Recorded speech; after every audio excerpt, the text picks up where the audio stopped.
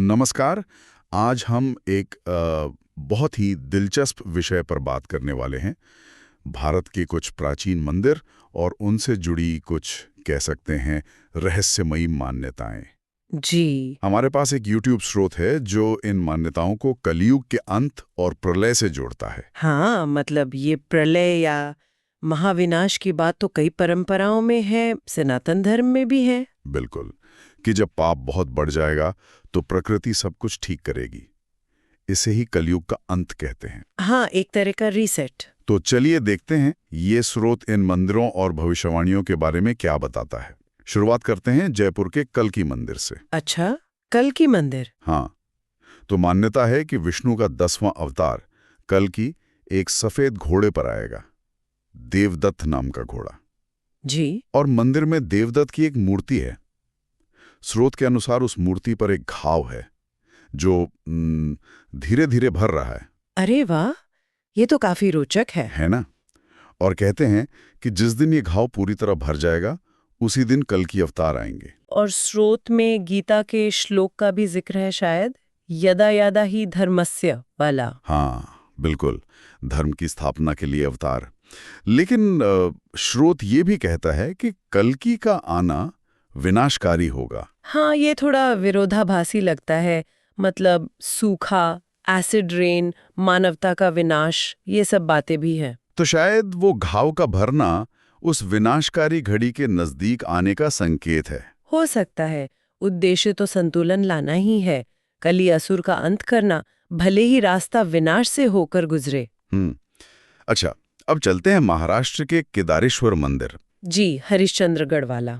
वहां पहुंचना भी काफी कठिन है, ऐसा स्रोत बताता है। हाँ, तो वहाँ एक गुफा में प्राकृतिक शिवलिंग है और कहते हैं कि गुफा 4 स्तंभों पर टिकी थी। 4 युगों के प्रतीक, सतयुग, त्रेता, द्वापर और कलयुग। सही।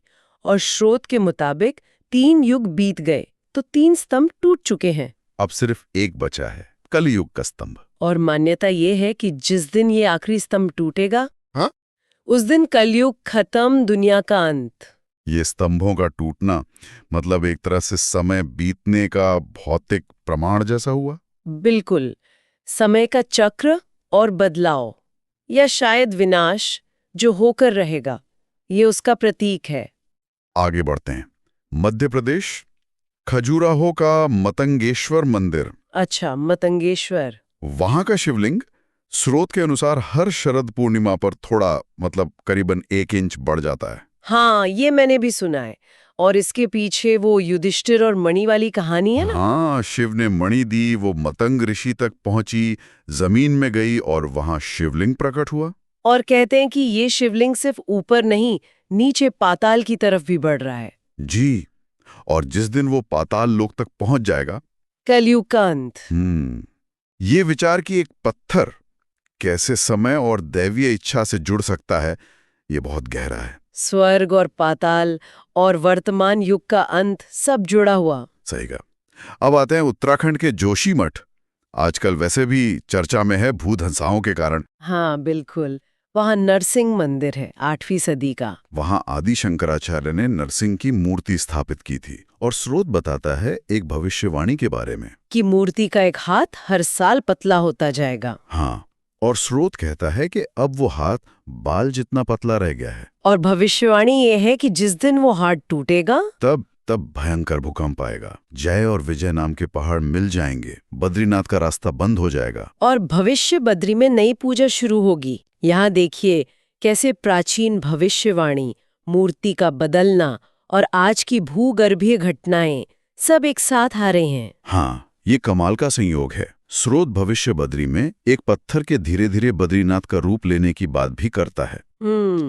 वैसे ये विनाश और पुनर्जन्म वाली बात सिर्फ हमारे यहाँ नहीं है। नहीं, बिल्कुल नहीं। स्रोत भी इशारा करता है। ईसाई धर्म में आर्मागेडन है, इस्लाम में कयामत है। और विज्ञान भी तो बड़े बदलावों की बात करता है, हिमयुग, गर्म युग, महाविनाश। जी, और ये एक मुक्तिदाता का विचार भी आम है, जैसे कल्कि, जो बुराई खत्म करके नया युग लाएगा, सतयुग। तो ये सब कथाएं चाहे अलग अलग संस्कृतियों की हों या वैज्ञानिक, वो एक चक्र, एक अंत और एक नई शुरुआत की तरफ इशारा करती हैं। हाँ, एक गहरी मानवीय समझ और शायद एक उम्मीद भी कि विनाश के बाद कुछ नया, कुछ बेहतर होगा।